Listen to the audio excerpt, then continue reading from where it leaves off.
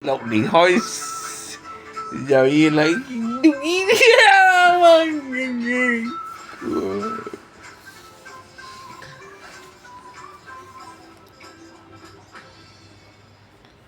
而家我哋行緊咧留低級位置咧就係花崗岩嘅，而呢個平台位咧就用石屎牆。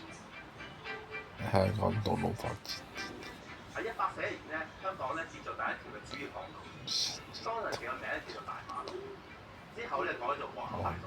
咁行人啦同埋嗰啲咧，呢個行人路以大石鋪設，隨住城市街道規劃，由主要街道開始鋪設石板或花崗岩塊，方便行人同汽車通行。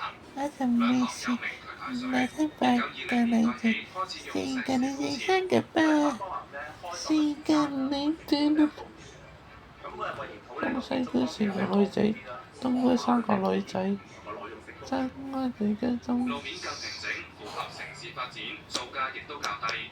到1980年代，政府研究路磚鋪設行人路，由路政署規範。例如一般嘅路面係行的話咧，我哋都會用路磚嘅，因為咧比較相對比較滑。咁至於一啲比較因為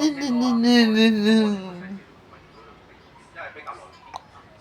之後嘅路磚更加採用環保物料，有回收建築廢料同玻璃樽。至於以花崗岩石塊鋪設嘅石板街就保留到而家。好留意嘅。大家提到嘅花崗岩路壆，自清末已經有啦。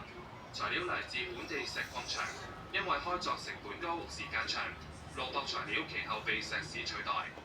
路政署咧有一個收舊研究保護政策，盡量將啲保育嘅地方咧，我哋都會保留翻現有嘅花崗岩嗰啲石鋪。至今喺港島具歷史嘅街道，主要喺半山仍然可以見到花崗岩路壆。而同花崗岩有關嘅仲有欄杆，早期設計源自英國，物料係花崗岩或鑄鐵。